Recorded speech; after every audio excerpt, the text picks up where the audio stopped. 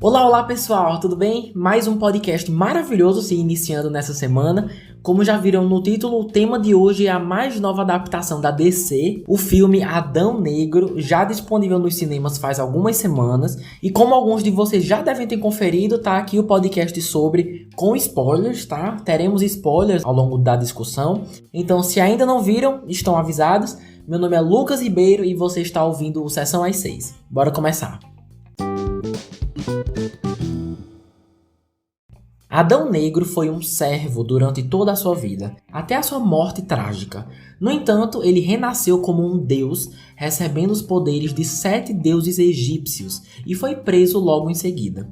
Quando Adão Negro finalmente se liberta da sua tumba, ressurge como um anti-herói que estabelecerá um novo nível de justiça no mundo moderno. É dirigido por... não sei se eu vou pronunciar certo, tá? Mas é dirigido por Jaume Collet Serra, ou Jaime? Não sei. Talvez. Jaime Collet Serra, e é baseado nos quadrinhos da DC.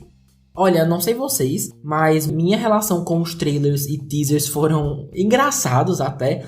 Toda santa vez que um trailer novo saía, eu pensava, caramba, gostei. Não sei porque não tava dando atenção a esse filme, parece ser genérico, mas no mínimo divertido. Divertido deve ser. E 5 minutos depois de assistir, já tinha me esquecido do filme. Sério, e isso toda vez que a Warner lançava algo novo. Eu assistia com expectativas baixíssimas, ficava animado, querendo dar mais atenção, e logo depois a animação ia embora e a vontade de ver também. Não sei exatamente o que foi, talvez pela narrativa se vender como um divertimento rápido, descartável, com frases que já ouvimos antes, vilões, cenários.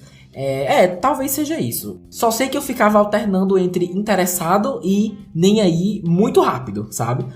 Mas e aí? O filme lançou, muita gente curtindo, muita gente odiando com todas as forças. Esse gênero herói tá bem assim nos últimos meses, né? O público sempre bem dividido, normalmente em extremos. Sobre a história em si, temos vários pontos, tanto positivos quanto negativos, mas começo dizendo que adorei o comentário sobre países de terceiro mundo tendo que se virar, cada um por si, porque mesmo numa realidade em que super-heróis existam, eles escolhem proteger até um certo ponto, até um determinado território. E isso acaba tornando muitos deles elitistas, e realmente, parando para pensar, aonde que a maioria dos filmes de heróis se passam? Estados Unidos. Em especial o quê? Nova York, Califórnia, São Francisco. E isso com a Marvel também, tá? Não é só a DC não. Então países considerados mais perigosos e desprotegidos acabam sofrendo mais as consequências por não terem esse tipo de proteção. Então abordar isso, trazer para a história uma civilização mediterrânea em que o surgimento do grande Adão Negro é visto por todos como uma bênção, uma salvação, foi muito bem explicado. Tô falando em especial da discussão entre o Gavião Negro e aquela moça da Resistência, aquela Adriana que tem um filho. Os argumentos dela foram super válidos e se não fosse por esse filme eu provavelmente nunca teria parado para pensar nisso. Outro ponto legal é o CGI, ou efeitos especiais. Quem assistiu com certeza deve ter percebido que o roteiro quase todo abre espaço para que grandes sequências de luta sejam feitas. Mas, especialmente no final, na última meia hora de filme, não tem como negar. É muito efeito, muita animação, tela verde. E por que eu tô falando isso como algo positivo? Porque existe uma diferença que eu vejo que muita gente confunde entre efeitos ruins e efeitos em excesso. Na minha opinião, os efeitos especiais no geral são bem bons, às vezes até ótimos, bem bonitos de se ver, mas pelo diretor ir perdendo a mão, ainda mais na batalha final, acaba sendo tanta coisa, que a impressão é que o problema está na qualidade e não na quantidade. Inclusive, aproveito para acrescentar que as sequências de luta, no geral, também foram bem legais. Às vezes ficava meio repetitivo, o Adão sempre ia enfrentar alguém com muita facilidade. Essa cartada de ser quase sempre indestrutível impedia um pouco as lutas de serem mais ousadas e interessantes, digamos assim. Mas no final das contas foi um ponto positivo, entretém. A cena pós-crédito também foi muito boa e sobre o que ela significa eu falo mais pra frente. Mas pra mim as melhores partes realmente foram o quê? A filmagem do Adão Negro sentando no trono, né? Toda aquela pose dele filmada de baixo pra cima. Mesmo sem ter lido nenhum quadrinho do cara, só de ver essa cena e o quão legal ela é, você já pensa, tá, isso parece algo que eu veria nos quadrinhos de algum herói ou do gênero herói. Achei bem bacana. E a outra cena é a da batalha final, quando o Adão Negro literalmente parte o vilão no meio. E no centro tá ele lá com os olhos brilhando. Se eu não me engano, em câmera lenta, né? Foi o momento em que realmente o filme se permitiu ser grotesco e violento. Digo isso porque ele se vende, o Dwayne Johnson vende o projeto como uma porta de abertura para um personagem que mata, que não tem piedade, que não é um herói e encara quem for preciso para fazer o que quer, né? Mas na realidade o filme é bem acessível, não é tão gráfico quanto se diz ser e estrategicamente falando de marketing, isso é bem inteligente, porque quanto menos sangue tiver, mais acessível vai ser, permitindo assim que um público maior tenha acesso, o que ajuda na bilheteria, né? Mas agora, para quem foi assistir, pagou o ingresso esperando realmente algo mais nesse sentido, acabou saindo meio frustrado. Como eu, por exemplo. Ainda mais numa era em que esse gênero está sendo super bem explorado, né? Com a existência de produções como The Boys e Invincible, que realmente falam que vão ser grotescas e são, às vezes até demais. Então, por isso curti tanto essa cena, mesmo que breve, porque flerta com o que o filme inteiro deveria ter sido. Mas como já viram, né, apesar de alguns pontos altos, nem tudo são flores, ainda mais nesse filme, porque seguindo agora para os pontos negativos, infelizmente me dói dizer, eles existem e não são poucos. Um dos que mais me incomodou foi o modo como a Sociedade da Justiça da América foi tratada. Assim, zero dignidade para esse grupo, zero. Primeiro que eles nem se conheciam direito antes dessa missão, né? O que é ridículo. Se o foco é o Adão Negro, se ele é o que mais vai ser destacado, então por que trazer um grupo inteiro de personagens que nunca vimos antes e que não vamos ter tempo de conhecer? Tem uma fala da personagem Ciclone que ela compartilha do nada, que foi sequestrada aos 15 anos, sei lá, e que fizeram experimentos nela. E pra mim, que nunca tinha ouvido falar nessa personagem, muito menos sua história de origem, eu fiquei, caramba, e aí? O que aconteceu? Me conta mais. Mas aí a cena acaba, a história segue, e é isso mesmo. Dane-se o contexto, dane-se se você ficou curioso, porque não tem tempo. O tempo é do Adão Negro e sua relação com a cidade de Kahndaq, né? E o seu povo. Então, pra que introduzir novos personagens aqui? É tão arriscado, mas voltando pra questão da dignidade. Mano, ninguém do filme gosta desse time. Ninguém.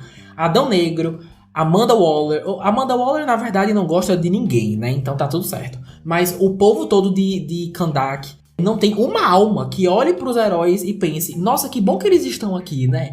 E somando essa sensação de exclusão com o fato de todas as suas sequências de ação contra o Adão Negro serem humilhantes, em que ele detona todo mundo super fácil, como se não fossem nada, me faz querer tirar um por um, de verdade, e colocá-los num filme em que sejam tratados mais adequadamente, sabe? Porque na hora do combate corpo a corpo, eles raramente têm vantagem alguma sobre o cara. São tão mal escritos que me deu pena, de verdade, de vê-los sendo tratados desse jeito. Falo mais de cada um na seção dos personagens, mas já adianto que suas melhores cenas são justamente as que eles conseguem trabalhar juntos, combinando habilidades, poderes, para terem alguma vantagem sobre o protagonista, por menor que seja. E infelizmente isso não acontece muito. Um outro problema enorme de Adão Negro é que ele tem muito mais elementos que já vimos antes, várias vezes, o tornando genérico, do que aspectos únicos e diferentes que não se vê com frequência. Tenho vários exemplos, vários. A mansão ou castelo dos heróis é idêntica à mansão dos X-Men. Quando a quadra de esportes lá se desfez pro jato deles decolar, eu só conseguia pensar, tô vendo um filme dos X-Men. Ah, Lucas, mas todos os filmes de Hollywood hoje se copiam, é normal. Mas aqui é tão óbvio, é tão na cara, que acaba sendo preguiçoso, sabe? Não tem nada novo. Outra coisa também que eu percebi foram aquela coisa de usar nanorobôs pra salvar o carinha lá que levou um tiro, igual ao primeiro Pantera Negra. Aquele cara do governo, no primeiro filme, ele leva um tiro, né? No caso, no Pantera Negra. E a Shuri cura ele com a tecnologia de Wakanda, com o Vibranium, né? E aqui, como esses nanorobôs também não são explicados, não tem identidade. Não se diferencia da competição, digamos assim, de quem chegou antes, aos olhos do público. Alguns personagens mesmo sofrem disso. O vilão é podre, aquele Sabak, que eu nem lembrava o nome dele, na verdade. Eu só falei agora porque tinha pesquisado na internet. O clássico homem ganancioso que se rende ao poder de algo maior que ele, por um objeto místico que acaba o transformando em uma aberração, que quer dominar o mundo e governar a humanidade. Com certeza vocês já devem ter visto isso antes. Eu sempre defendo que, se um clichê for usado num filme, que ele seja feito da melhor forma possível. Um bom clichê pode até beneficiar uma história, um filme. Mas aqui não tem nada disso. E como consequência, é executado de forma esquecível e pobre, sabe? Não sei se vocês tiveram essa impressão também. Até o humor, a comédia, muitas vezes também lembra muito a da Marvel. E nem na própria Marvel isso tá funcionando tanto, tá? Sendo justamente essa uma das principais queixas dos fãs nos últimos meses. Aquela coisa boba e constante, sem muita necessidade. Algumas piadas até curti, pra ser justo. Mas a maioria vem do personagem Amon. Aquela criança que anda de skate pra lá e pra cá e que adora o Adão Negro. E pra mim, ele é uma cópia do personagem do Fred de Shazam. Sabe aquele menino que anda de muleta e foi o guia sabe tudo do Billy quando ele se transformava no Shazam? É exatamente a mesma coisa aqui. Ele falando de frases de efeito e que o Adão Negro tinha que ser um herói. É o Fred, mano. É o Fred. Pessoalmente, achei o Fred muito mais carismático nesse departamento. E pra finalizar, o fato do Adão nos quadrinhos ser o maior arqui-inimigo do Shazam e não ter nada disso aqui no filme é uma burrice muito grande. Não que precisasse ser mostrado tudo agora, mas o filme escolher terminar com uma cena pós-créditos, estabelecendo uma rixa entre ele e o Superman, ao invés do Shazam, não só é uma baita oportunidade perdida, como mostra o interesse do The Rock, né? Que não só é ator, mas também produtor, ou seja, ele pode interferir sim, bastante na verdade, no projeto por trás das câmeras. Com certeza trazer o Superman pro filme é mais atraente do que o Shazam, né, estrategicamente. No fim das contas, muita gente curtiu, outros não. Como eu nunca li os quadrinhos deles, não é um fator decisivo pra mim, mas se eu fosse fã e fizesse questão mesmo de ver essa rivalidade dos quadrinhos pro cinema, ia ficar super bolado com a equipe criativa, sem dúvidas. E por falar em The Rock, seguimos aqui pro elenco, então bora lá. Adão Negro, ou Ted Adam, é interpretado pelo ícone Dwayne The Rock Johnson, o maior vendedor desse filme, sem dúvidas, e tá fazendo isso há anos, viu? Desde que foi anunciado no papel, tá lá enchendo o saco de todo mundo, falando que a hierarquia da DC vai mudar pra sempre, e que as coisas nunca mais serão as mesmas. E não foi bem assim, né? Venhamos e convenhamos. Eu entendo que ele tem que promover o produto, né? Mas você prometer ser a coisa mais revolucionária que já aconteceu numa indústria já saturada é super perigoso. Porque se você não entregar o que prometeu, vai ser muito prejudicado. Ainda mais na era da internet, que todo mundo lembra de tudo e faz questão de dar voz a tudo e qualquer coisa. Realmente concordo que prometeu mais do que podia entregar, mas sobre sua atuação, é ok. Se você já viu ou já está acostumado a ver filmes estrelando The Rock, já sabe o que esperar aqui. Não é muito diferente. E isso não precisa necessariamente ser algo ruim. O cara é podre de rico, né? Um ator de sucesso, ganhando milhões, então alguma coisa ele está fazendo certo. Realmente não acho que sua atuação incomoda, não fere a história, mas não foi a melhor coisa que já vi na minha vida. Com toda certeza tem o porte físico pro personagem, isso ninguém pode negar, mas se o roteiro fosse melhor, talvez ele tivesse mais oportunidades de mostrar mais camadas do Adão Negro mesmo. No geral, tinham bem mais cenas que eu via o The Rock do que o Adão Negro, ou seja, uma pessoa completamente diferente, sabe? Mas o jeito como ele se portava pela cidade, uma força imparável flutuando por uma realidade moderna que ele já não conhecia mais, foi bem legal. Essa atmosfera de entidade superior foi bem feita, seja pelos efeitos especiais ou pela postura do próprio ator. Então, isso também merece ser destacado.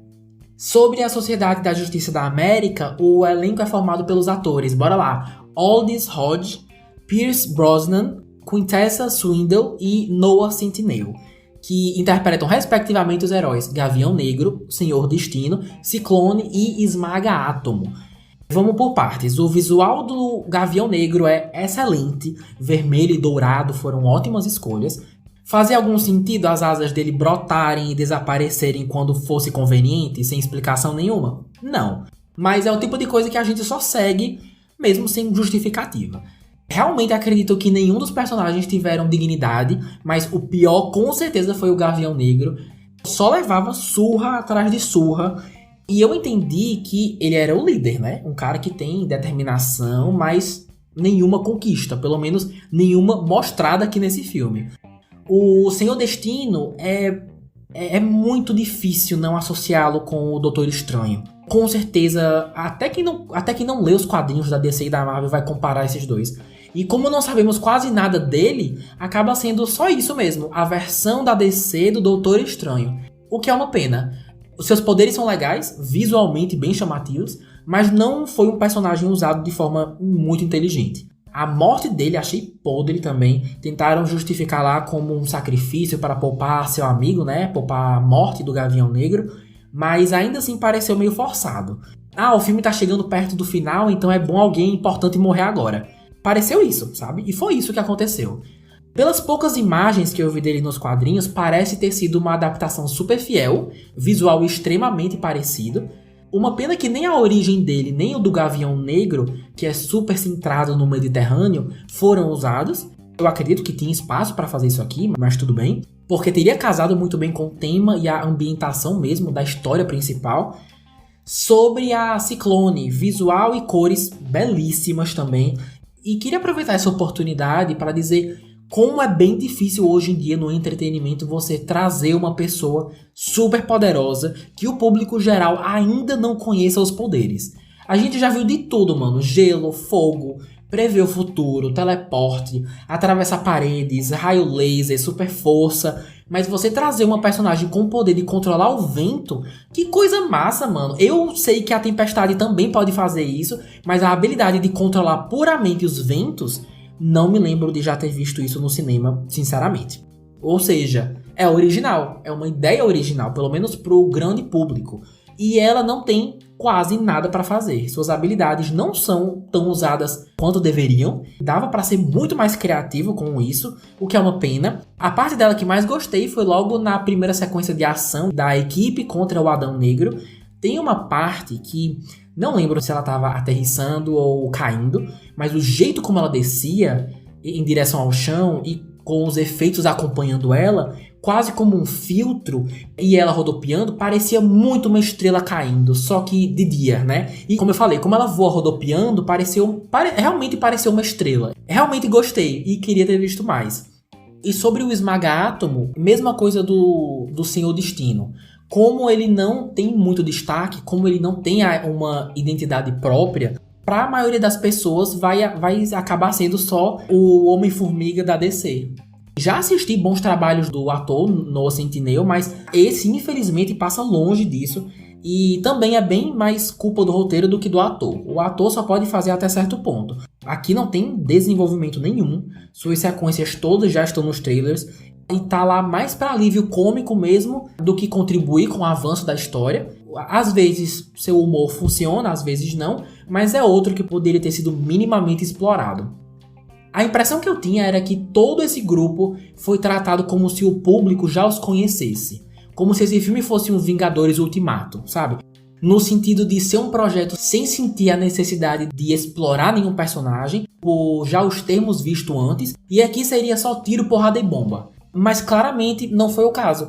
Antes dos Vingadores, teve Homem de Ferro 1 e 2, teve Thor, teve Capitão América, teve muita preparação de terreno, e só depois todo mundo se reunia para uma grande aventura. Aqui eu tô conhecendo todo mundo pela primeira vez. Então acaba não sendo justo nem com os atores, nem com a gente, sabe? Beleza, agora entrando num dos pontos mais altos do filme, se não o mais alto, que com certeza um de vocês pelo menos deve ter assistido ao filme só pra ver essa cena. Tô falando da cena pós-créditos. Sim, temos uma, que eu saiba só uma, né? Eu tava com preguiça de ficar até o final.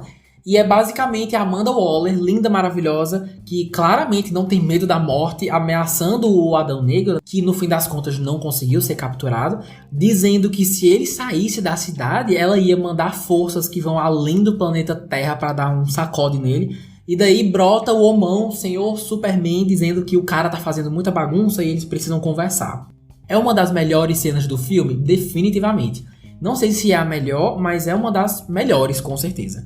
E somando isso com o vídeo que o ator que faz o Superman, o Henry Cavill, que postou recentemente dizendo que ele está oficialmente de volta, os fãs agora estão super no hype, super animados de que tudo vai dar certo, de que Homem de Aço 2 vai sair amanhã, o universo do Zack Snyder vai ser restaurado completamente. E assim, vamos com calma. Eu não vou me alongar muito sobre isso, porque esse assunto sozinho rende um podcast, e eu não quero me desviar do tema do filme, mas digo que ainda é cedo para confirmar o que vai ser da DC. Mesmo com o vídeo do ator e essa cena pós-créditos, ter a certeza de que um futuro do Henry Cavill como Superman, sem anúncio nenhum de contrato fechado, de que Homem de Aço 2 realmente vai ser feito, é muito perigoso. Porque no calendário da DC não temos nada ainda. Os executivos não se pronunciaram oficializando nada. Na verdade, falaram que estão pensando em procurar roteiristas para começar a desenvolver Homem de Aço 2. Gente, no mundo de Hollywood isso não quer dizer nada.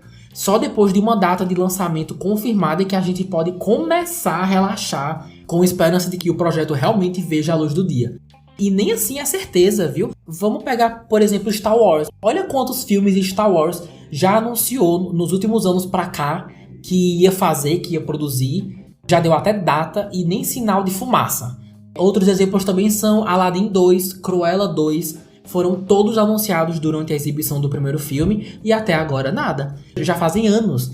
Juro que não tô falando essas coisas pra desanimar vocês, fãs da DC. Eu também só quero sucessos vindos dessa empresa, sério. Mas se vocês estão acompanhando as notícias das últimas semanas, sabem que eles estão passando por diversas mudanças.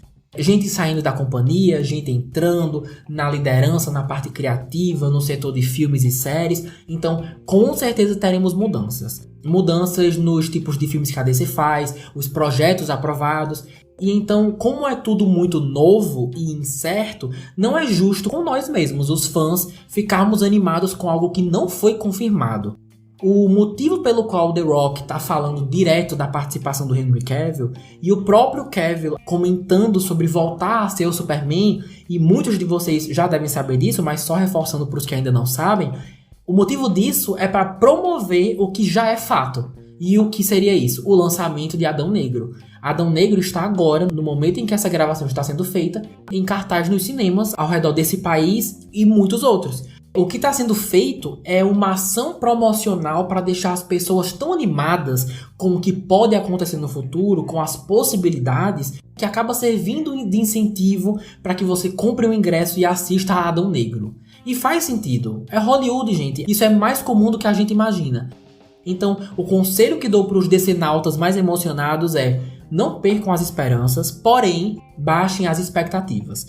Claro que sonhar é de graça, mas se algum dia essas promessas se tornarem realidade, provavelmente é questão de anos até rolar. DC tá muito bagunçada, muito fragmentada, muitas versões dos mesmos personagens, com filmes próprios, com séries próprias. Mas agora que foi anunciado que os diretores James Gunn e Peter Safran serão os co-presidentes e co-CEOs da DC, ou seja, responsáveis pelos departamentos de animações, filmes, curtas, séries, vamos pensar positivo e esperar que os filmes dos próximos anos estejam bem encaminhados, né? E que eles saibam o que estão fazendo. Um bom fator que comprova que The Rock e Henry Cavill estão divulgando e especulando o mundo da DC puramente pela autopromoção. E só um parênteses, não tem nada de errado com isso, né? É Hollywood, como eu falei. Um fator que prova seria a bilheteria. Só olhar os números. De acordo com os sites Wikipedia e Box Office Mojo, o filme custou mais de 200 milhões de dólares para ser feito e até o momento arrecadou mais de 256 milhões de dólares. Levando em consideração que mais ou menos metade de toda a grana volta para as empresas e donos de salas de cinema, o que sobra, mais ou menos isso, tá, gente? É só para explicar, mas tem muitos asteriscos aí no meio. O que sobra, ou seja, a outra metade é o que chega até a empresa, é o que chega até a Warner. E tem que chegar bem mais do que 200 milhões de dólares se eles quiserem ter qualquer tipo de lucro e sentir que valeu a pena fazer esse filme. Então, por isso a urgência em promover a cena pós-créditos e deixar bem claro que, depois de anos, Superman está de volta e se você quiser ver em primeira mão, só pagar para ver Adão Negro. Deu pra entender? Então, é mais ou menos isso que tá rolando. Se especula que o filme termine no prejuízo e não consiga atingir a margem de lucro, mas vamos aguardar, né, as próximas semanas, ainda tem muito chão pela frente, e ver se realmente esse é o destino do filme. Espero muito que não. Bom, quem conhece o Sessão às 6 já faz um tempo deve saber que o gênero que eu mais curto desde criança é o de super-heróis. Vários filmes aí que as pessoas odeiam ou simplesmente amam falar mal, eu adoro. Pra mim é simples, se te divertiu mais do que tudo, você ganhou, valeu o ingresso. É muito difícil eu dizer que não gostei de um filme desse gênero, justamente porque na maioria das vezes, apesar dos defeitos aqui e ali, eles divertem. Mas aqui no caso de Adão Negro, como a gente já conversou, é tanta coisa emprestada de tanto filme que eu já vi que acaba diluindo tanto o que tem de original, que pra mim não compensa. Não assistiria de novo, porque apesar de ter seus momentos e conseguir divertir aqui e ali, os problemas são tão gritantes que te tira da diversão. Eu, pelo menos, não conseguia me desapegar dos problemas por completo, por envolverem questões tão essenciais para se ter um bom filme, sabe? Como roteiro, desenvolvimento de personagens, o mínimo de originalidade. Então, por isso, acabou não compensando para mim. Mas e vocês, ouvintes? Imagino que quem ainda não assistiu, ou vai deixar passar, ou vai esperar para assistir online quando estiver disponível, né? Gostaram do podcast? Gostaram do filme? Teve alguma referência, alguma coisa importante que eu deixei passar e deveria ter comentado? Me diz lá no Instagram, @sessãoas6. A conversa sempre continua por lá, beleza? E eu vou ficando por aqui. Muito obrigado a quem escutou até o final. Fazer esses podcasts dá um certo trabalho, então saber que vocês ouviram até aqui me deixa muito feliz. Sabe o que me deixaria ainda mais feliz? Se vocês mandassem esse podcast para quem vocês acham que vão curtir. Pode ser um fã da DC, um fã do The Rock, um fã de super-heróis mesmo. Qualquer coisa já ajuda demais, sério. Então me despeço de vocês, um beijo enorme e até a semana que vem. Tchau!